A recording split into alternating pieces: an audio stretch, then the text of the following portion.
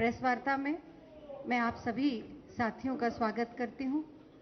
अब मैं सुप्रिया श्रीनेत जी, जो हमारी नेशनल स्पोक्सपर्सन हैं, मैं उनसे अनुरोध करूंगी कि वो इस प्रेस कॉन्फ्रेंस को ओपन करें।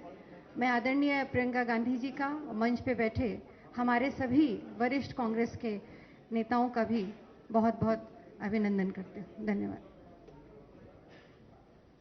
बहुत बहुत धन्यवाद।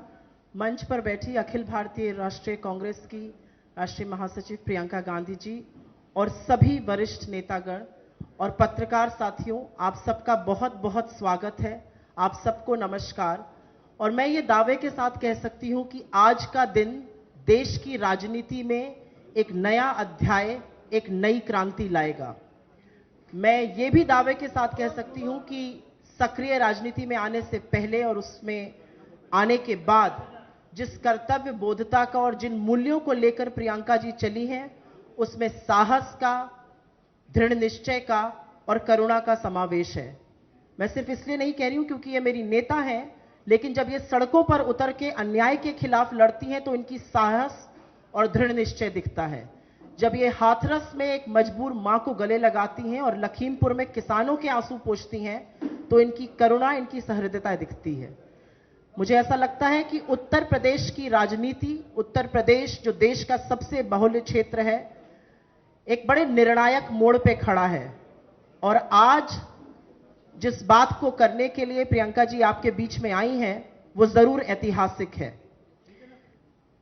मैं ये जरूर कहना चाहती हूं कि जिस आगामी चुनाव के लिए कांग्रेस पार्टी ने इस बार घोषणाओं के बजाय प्रतिज्ञा का प्रण किया है, और इस क्रम में आज जो सबसे बड़ी और सबसे पहली प्रतिज्ञा है, उसके बारे में आपको संबोधित करने के लिए देश की राजनीति की तरफ एक नई क्रांति का पहला कदम उठाने के लिए मैं प्रियंका गांधी जी को आमंत्रित करती हूं। नमस्कार। आपको थोड़ा इंतजार कराया, उसके लिए माफी चाहती हूं।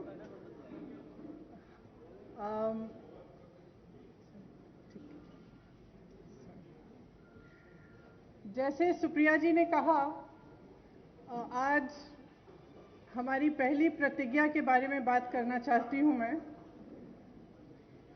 हमने तय किया है कि आने वाले विधानसभा चुनाव में उत्तर प्रदेश में कांग्रेस पार्टी 40% टिकट महिलाओं को देगी।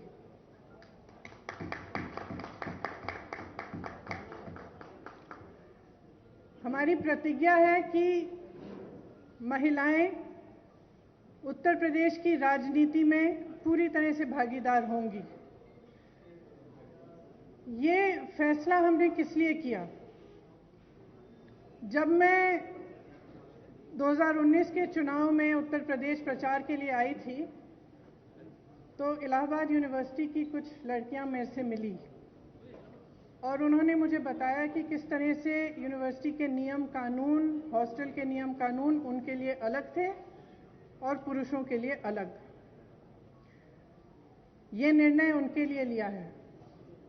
ये निर्णय मैंने उस महिला के लिए लिया है जिसने गंगा यात्रा के दौरान मेरी नाव को वापस तट पर बुला के कहा कि मेरे गांव में पाठशाला नहीं है, मैं अपने बच्चों को पढ़ाना चाहती हूँ। ये निर्णय उस लड़की, प्रयागराज की एक लड़की पारो के लिए लिया गया है, जिसने मेरा हाथ पकड़ के मुझे कहा कि दीदी, बड़ी होकर मैं नेता बनना चाहती हूँ। ये निर्णय उसके लिए है। ये निर्णय चंदौली में जो शहीद एयरफोर्स के पायलट हैं, उनकी बहन वैष्णवी के लिए है, जिसने मुझे कहा कि उनके भाई शहीद हो गए हैं लेकिन वो पायलट बनना चाहती है। ये निर्णय उन्नाव की उस लड़की के लिए है जिसको जलाया गया, मारा गया, उसकी भाभी के लिए है जो आज भी संघर्ष कर रही है उसका, और उसकी 9 साल की भाभी की बेटी के लिए है जिसको स्कूल में धमकाया गया था। ये निर्णय हाथरस की उस मां के लिए है जिसने मुझे गले लगाकर कहा कि उसको न्याय चाहिए, उसको न्याय नहीं मिल रहा है। ये निर्णय रमेश कश्यप की बेटी के लिए है, उसका नाम भी वैष्णवी है, जो बड़ी होकर डॉक्टर बनना चाहती है। लखीमपुर में एक लड़की मेरे से मिली, मैंने उससे पूछा क्या बनना चाहती हो बड़ी होकर, उसने कहा प्रधानमंत्री बनना चाहती हूँ। उसके लिए है ये निर्णय। ये निर्णय लखनऊ की एक बस्ती में लक्ष्मी वाल्मीकि के लिए है, जो ITI पढ़ी है, BA की है, उसने कंप्यूटर कोर्स किया है, आज तक उसे नौकरी नहीं मिली है। ये निर्णय उसके लिए है। ये निर्णय सोनभद्र में उस महिला के लिए है जिसका नाम किस्मत है, जिसने अपने लोगों के लिए आवाज उठाई, संघर्ष किया और न्याय मांगा। ये निर्णय उत्तर प्रदेश की हर एक महिला के लिए है जो बदलाव चाहती है, जो न्याय चाहती है, जो एकता चाहती है, जो चाहती है कि आगे बढ़े उसका प्रदेश। मैं आप सबसे कहना चाहती हूँ, आप समाज सेविका हैं, आप अध्यापक हैं, आप एक नौजवान महिला हैं जो आप अपना भविष्य बनाना चाहती हैं, आप प्रेस में हैं।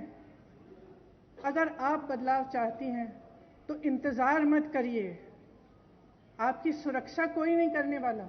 सब बातें करते हैं, सुरक्षा करने का जब समय आता है तो सुरक्षा उनकी होती है जो आपको कुचलते हैं। आज सत्ता का नाम ये है कि आप खुलेआम पूरे पब्लिक के सामने लोगों को कुचल सकते हैं। ये सत्ता बन गई है, ये गलत है। घृणा का बोलबाला है, नफरत का बोलबाला है, गलत है। इसको महिलाएं बदल सकती हैं। महिलाएं इसलिए बदल सकती हैं क्योंकि करुणा भाव, सेवा भाव और दृढ़ता, शक्ति सबसे ज्यादा महिलाओं में है। मैं आपसे कहना चाहती हूँ, राजनीति में आओ, मुझसे कंधा से कंधा मिलाओ।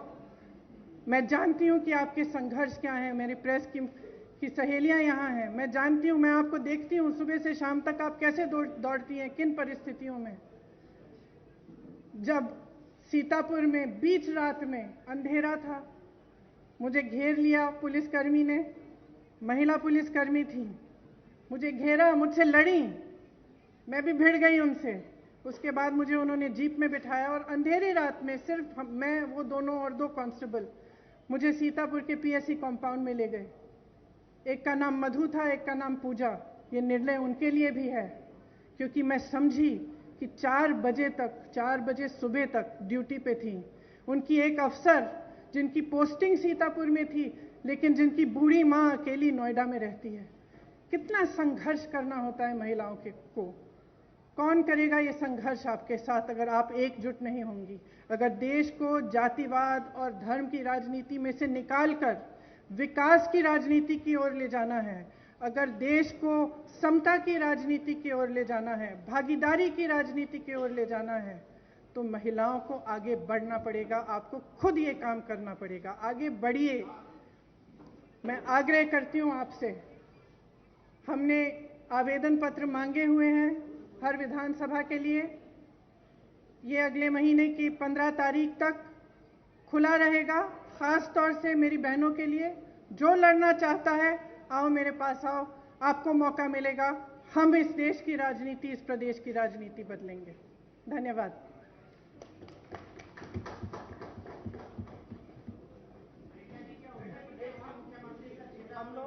हम लोग सवाल लेंगे। इसको थोड़ा सा सुनिश्चित तरीके से कर लेने दीजिए। कुछ सवाल लेते हैं। मैं पहले प्रिंट इलेक्ट्रॉनिक मीडिया से शुरुआत करूंगी, आपके पास मैं जरूर आऊंगी। प्रांशु जी, आपका सवाल।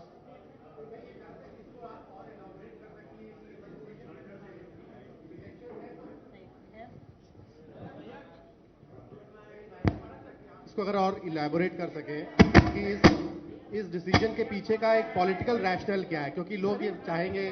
सुनाई नहीं दे रहा। मैं ये पूछ रहा था कि इसको आप थोड़ा सा अगर और इलैबोरेट कर सके कि इसके पीछे का रैशनल क्या है, क्योंकि लोग ये कहेंगे कि चुनाव का सीजन है और आप इतना बड़ा एक गैम्बिट ले रही हैं कि आप कह रही हैं 40% टिकट, जो कि लगभग 100 टिकट से ज्यादा होगा, आप महिलाओं को मेरी बस चलती तो 50 करती। तो इसके पीछे का रैशनल क्या है? दूसरा, क्या आपको लगता है कि ये जो प्रोसेस है अभी टिकट देने का, और उसके बाद आपकी पार्टी के अंदर जो ओवरऑल एक नेशनल लेवल पे यूपी के बियॉन्ड भी महिलाओं का जो रिप्रेजेंटेशन है, क्या उसको बढ़ाने के पीछे का थॉट प्रोसेस ओरिजिनेट देखिए, यहाँ पे बढ़ेगा तो नेशनली भी बढ़ेगा। मैं यूपी की इंचार्ज हूँ, यहाँ का निर्णय हम लोगों ने लिया है, सबकी सहमति के साथ लिया है। इसके पीछे, जैसे मैंने कहा, मुख्य सोच ये है कि जो महिला है वो एकजुट होकर एक फोर्स नहीं बन रही है, उसको भी जातियों में, धर्मों में बांटा जा रहा है। राजनीतिक पार्टियां सोचती हैं कि एक गैस सिलेंडर देके 2000 रुपए देके खुश कर देंगे, लेकिन जो महिला का संघर्ष है वो एक बहुत लंबा और बहुत गहरा संघर्ष है। अगर हम समझेंगे नहीं कि हमें एकजुट होकर ये संघर्ष करना है, तब तक हमारे समाज में, हमारे देश में, हमारी राजनीति में बदलाव नहीं आ सकता है। तो सोच ये है कि हमें जाति से ऊपर उठकर, धर्म से ऊपर उठकर, जो प्रदेश हैं, देश हैं, एक तरह से हम महिला हैं, वो सबसे बड़ी चीज़ है हमारे लिए। हम एक दूसरे के संघर्ष समझें। जब हम देखें कि एक महिला लड़ रही है तो हमारे मन में ये नहीं आए कि अच्छा ये तो ऐसी महिला है या वैसी महिला है। हमारे मन में ये आए कि ये महिला है, मेरी बहन है, मुझे इसके साथ खड़ा होना चाहिए, मुझे इसके साथ लड़ना चाहिए। ये भावना है इसके पीछे। जयनेत्र जी एबीपी, उनका हाथ उठा हुआ है। मैं आप सबके पास आऊंगी, थोड़ा सा धैर्य रख लीजिए।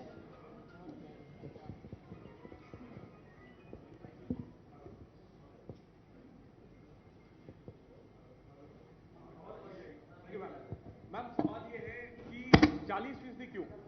मतलब 33% रिजर्वेशन की चर्चा होती है, आधी आबादी है तो 50% हो सकता था, 40 क्यों? और एक सप्लीमेंट्री में ये भी पूछना चाहता हूं कि वो सवाल आ गया कि राष्ट्रीय स्तर पर ये होगा या नहीं। जनरली हम देखते हैं कि महिलाओं की भागीदारी के नाम पर नेता अपनी पत्नियों को, अपने परिवार की महिलाओं को आगे कर देते हैं, तो ये ना हो, इसके लिए आपने सोचा है, क्या कदम उठाएंगे? Thank you. देखिए, आपने दो सवाल किए। सबसे पहले 40 क्यों नहीं? क्यों नहीं? शुरुआत है, 40 से शुरू करेंगे। अब मैंने कहा अगर मेरा बस चलता तो 50 होता, तो लेकिन सबकी सहमति के साथ 40 तय किया है। अगले चुनाव में 50 भी हो सकता है। सबसे पहला ये। दूसरा, देखिए, ये सच है कि कई बार लोग अपनी पत्नियों को, बेटियों को चुनाव लड़वा लेते हैं, लेकिन इसमें कोई इतनी बड़ी बुराई नहीं है। लड़ लेती हैं, उसके बाद सक्षम हो जाती हैं। मुझे याद है एक अमेठी में एक प्रधान थे, उन्होंने अपनी बीवी को लड़ाया, कुछ साल बाद मेरे पास आए, कहा कि आप संभालिए, मुझसे तो नहीं संभलती हैं, सारे निर्णय ले रही हैं। तो मैंने कहा आप क्यों रो रहे हो? तो ये तो देखिए, ये प्रोसेस होता है, एक शुरुआत होती है इस प्रोसेस की, और आस्ते आस्ते सक्षमता मिलती है। तो इसमें कुछ, मुझे तो कोई बुराई नहीं लगती है। सीमांत नकवी जी, भारत समाचार से। सब पुरुष पूछ रहे हैं। नहीं, महिलाओं के पास इसके बाद आऊंगी, आप लोग के पास इसके बाद। Thank you. मैम, 2017-2019 में जिस तरह के नतीजे रहे हैं कांग्रेस के, ये सब ने देखा, तो क्या इतनी बड़ी संख्या में महिला मजबूत प्रत्याशी आप लोगों को मिल पाएंगी 2022 के चुनाव के लिए? देखिए, हमें प्रत्याशी मिलेंगी, लड़ेंगी वो। अगर इस बार मजबूत नहीं होंगी, अगली बार मजबूत होंगी। हमें लड़ाना है, हम पूरी तरह से मदद करेंगे, समर्थन करेंगे और लड़ेंगी जी जान से। एएनआई से कामना जी, अब मुझे लगता है कुछ महिलाओं को चांस जरूर देना चाहिए। एएनआई से कामना जी।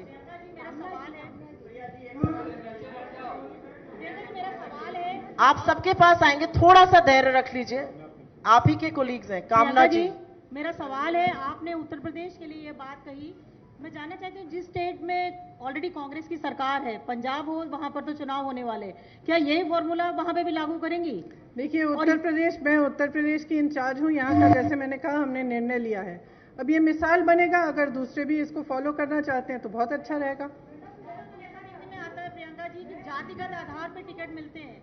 माफ करिए, तो क्या एक सवाल प्लीज पूछिए, उनको खत्म करने दीजिए, फिर आपके पास आते हैं। महिलाओं को जो टिकट दिया जाएगा, क्या वो जातिगत आधार पर दिया जाएगा? क्या वो जाति के आधार पर दिया जाएगा? महिला की सक्षमता के आधार पर दिया जाएगा, मेरिट के आधार पर। वो कितना काम कर रही है, कितना उसके विधानसभा के लोग उनको पहचानते हैं, उसके हिसाब से दिया जाएगा। नहीं, एक शायद ये इंतजार कर रही थी ये जी।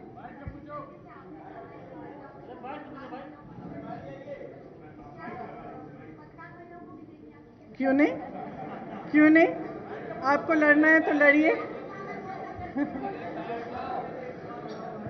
वो पीछे सवाल पूछिए, उसके बाद आपके पास आते हैं। एक मिनट। वो आगे जाके देखेंगे। क्यों? मैं जब बताऊंगी जब बताना चाहती हूँ। एक मिनट रुक जाइए सर। हाँ, आप पूछिए मैडम।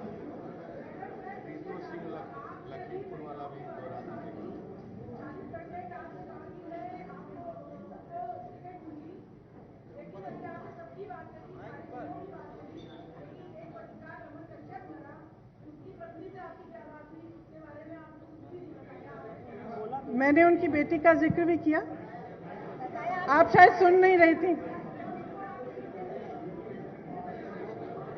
सॉरी। और वो लड़ना चाहेंगे तो जरूर।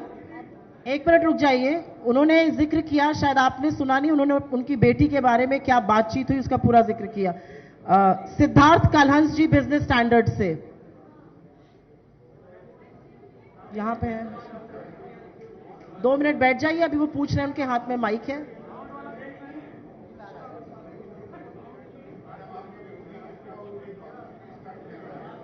प्लीज आप लोग थोड़ा शांत रहिए, आपके कुलीग एक सवाल पूछ रहे हैं, आप लोगों से अनुरोध है थोड़ा सा धैर्य और शांति रखिए। अभी रुक जाइए, वो सवाल पूछ रहे हैं। मैं अपने विरोधियों को कहना चाहूंगी कि थोड़ी अपनी क्रिएटिविटी बढ़ा लें, क्योंकि मैं जो भी करती हूँ वो या तो उसको टूरिज्म बोलते हैं या पब्लिसिटी स्टंट बोलते हैं। अब कुछ नया ढूंढें।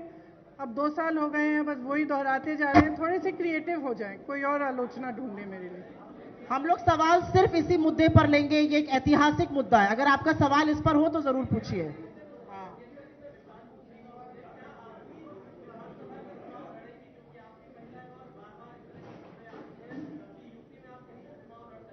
ये निर्णय मैंने अभी लिया नहीं है, अभी कुछ टाइम है चुनाव के लिए, मैं ले लूंगी। हाँ, इस पे सोच के मैं निर्णय लूंगी कि लड़ना है कि नहीं। रोहित जी नवभारत टाइम्स से, नवभारत टाइम्स से रोहित जी।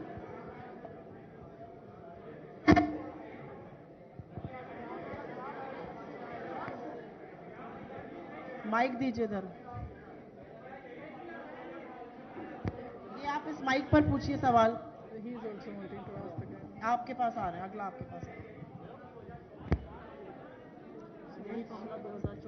हेलो। आशा है कि 2024 में इससे ज्यादा होगा। आपका सवाल।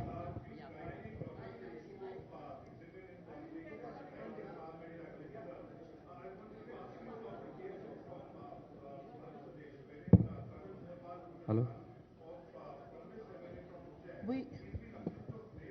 We are restricting, I'm sorry, but we are restricting questions only to this issue.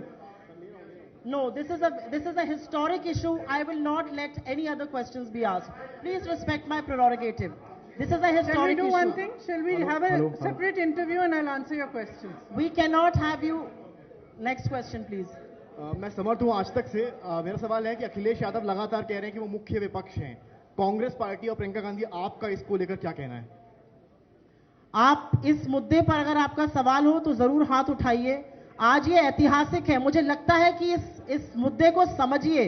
आज तक आजाद हिंदुस्तान में 40% टिकट किसी भी पार्टी ने कहीं पर भी महिलाओं को नहीं दिया है। इसकी थोड़ी सी ऐतिहासिकता को समझिए। प्रिंट से प्रशांत जी सवाल पूछना चाहते हैं, उनके पास माइक दीजिए।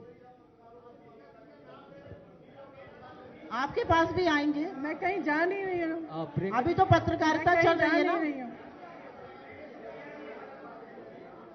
प्रियंका जी, आपने तो सवाल पूछा। मेरा सवाल ये है कि सुनिए, मैं कहीं जा नहीं रही हूँ, मैं यहीं हूँ। आप पूछ लीजिए इसके बाद। प्रियंका जी, सवाल ये है कि कांग्रेस में कैंडिडेट्स का सिलेक्शन और कैंडिडेट्स की एप्लीकेशन पिछले 2 महीने से लिए जा रहे हैं, लगभग 1.5-2 महीना हो गया। लेकिन फैसला आज आप ये करते हैं कि 40% टिकट आप महिलाओं को देंगी। तो क्या जो जितने भी कैंडिडेट्स ने अभी अप्लाई किया, क्या उनमें से कोई जेन्युइन नहीं थे तो 40% का फैसला करना पड़ा, या नतीजों को ध्यान में रखते हुए, क्योंकि कांग्रेस का गठबंधन भी अभी क्लियर नहीं है किसी के साथ होगा या नहीं होगा, या जो भी पहले के नतीजे रहे हैं, या उनको देखते हुए ये फैसला लेना पड़ा कि 40% टिकट? देखिए, ये लेना पड़ा नहीं है। ये फैसला मैंने आपको समझाया किस लिए लिया। मैंने इससे पहले काफी इलैबोरेट किया कि क्यों लिया गया है ये फैसला। ये फैसला महिलाओं के सशक्तिकरण के लिए है, इसके पीछे और कोई छुपा राज नहीं है। यहां से कुछ सवाल थे, अगर इस मुद्दे पर हो तो आप जरूर पूछिए। इस मुद्दे पर है।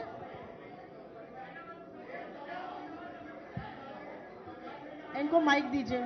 एक एक करके पूछिए। ये हेलो, एक सवाल मेरा ये है कि कांग्रेस की रणनीति क्या है? किस रणनीति ये के माइक तहत दीजिएगा, इनको आवाज नहीं आ रही है।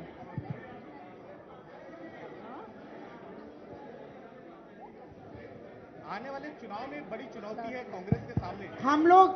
आप लोग थोड़ा धैर्य रखिए, ये पत्रकार वार्ता है, वो सवाल पूछ रहे हैं मैम। 2 मिनट रुक जाइए, पूछिए आप इस मुद्दे पर अगर है तो। इसके अलावा हम लोग किसी मुद्दे पे आज चर्चा नहीं करेंगे। आने वाले समय में बड़ी चुनौती है कांग्रेस के सामने।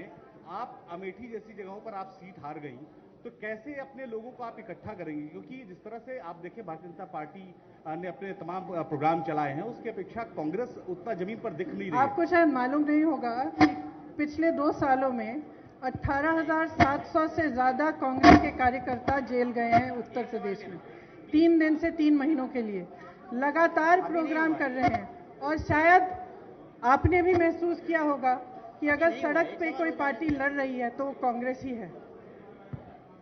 प्रियंका मैम, मेरा एक सवाल है आपसे कि राहुल जी आते हैं, वो रणजीत सुरजेवाला के साथ होते हैं, आप सुप्रिया जी के साथ आई हैं। हम लोगों का जो इंटरेक्शन होता है वो यहाँ पे लोकल लोगों से होता है। ये आएंगी, दिल्ली चली जाएंगी, हम लोगों को यहाँ पर उस तरीके से जो खबरें हैं वो सारी चीजें हैं जी। तो मेरा सवाल क्या है जी आपका? मेरा सवाल मैम यही है कि सबसे पहले आपको ईद मिलादुन नबी की मुबारकबाद। आज ईद मिलादुन नबी है। और मेरा सवाल आपसे वही है कि कांग्रेस क्या मुख्यमंत्री का फेस देकर चुनाव लड़ेगी या विदाउट सीएम कैंडिडेट? मैंने उस सवाल का भी अभी जवाब दिया। इस पे अभी निर्णय नहीं हुआ है, जब होगा आपको पता चल जाएगा। आपका 2 बार सवाल का जवाब दे चुकी हूँ। कहिए, उससे पूछने दो, उन दोनों से पूछने दो। इस मुद्दे पर सवाल है, नहीं चल रहा है आपका सवाल। इस मुद्दे पर है,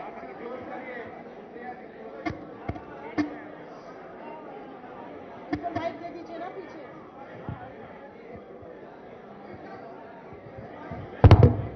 मैडम, मेरा एक सवाल ये था कि अल्पसंख्यक मुद्दे पर कांग्रेस का क्या? नहीं सर, हम सवाल सिर्फ इस इशू पर लेंगे। आज की प्रेस कॉन्फ्रेंस महिलाओं के मुद्दे पे है, उसके बाद आप मेरे से बात कर सकते हैं दूसरी। जी,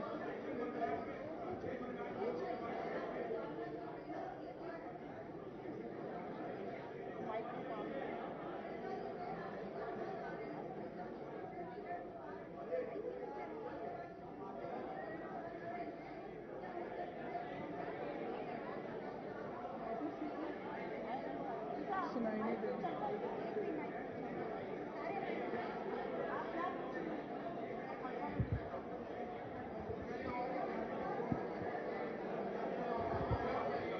हेलो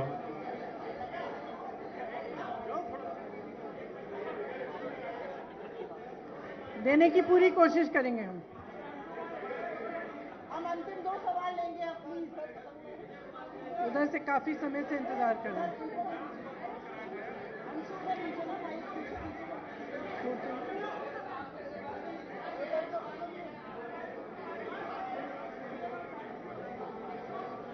आप पूछिए सवाल।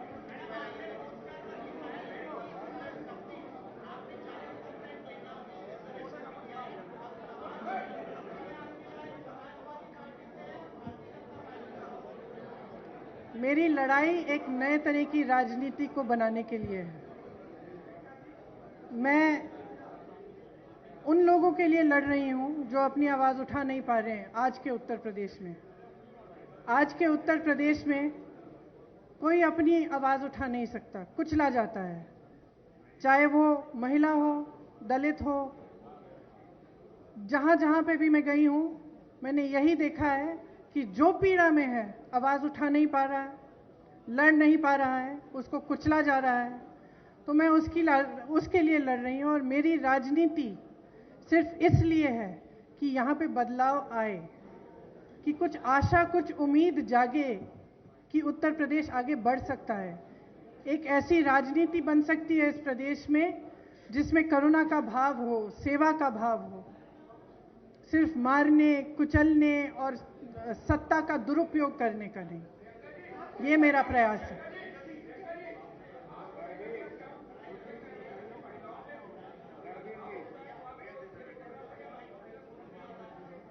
अब ठहरिए, देखिए क्या होता है आगे आगे।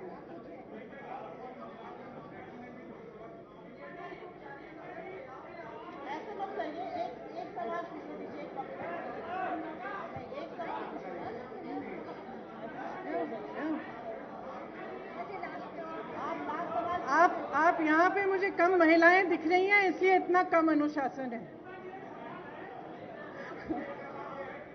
देखो कितनी शालीनता से खड़ी हैं वहां पे पीछे, और आप सब चिल्ला रहे हैं।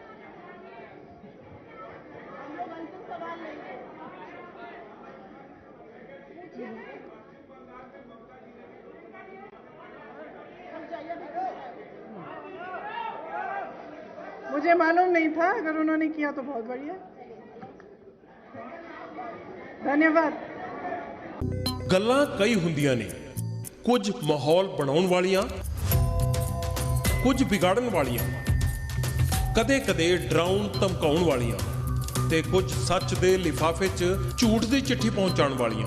उनको पता लगना चाहिए कि मेरा नेता कैसा होगा। ਅਜਿਹੀਆਂ ਗੱਲਾਂ ਹੁਣ ਹੋਰ ਨਹੀਂ, ਕਿਉਂਕਿ ਆ ਰਿਹਾ ਹੈ ਸਾਫ਼ ਸਿੱਧੀਆਂ ਤੇ ਸੱਚੀਆਂ ਗੱਲਾਂ ਦਾ ਪਹਿਲਾ ਸ਼ੋਅ ਮੁੱਖ ਦੀ ਗੱਲ, ਮੇਰੇ ਯਾਨੀ ਜਗਵਿੰਦਰ ਪਟਿਆਲ ਦੇ ਨਾਲ।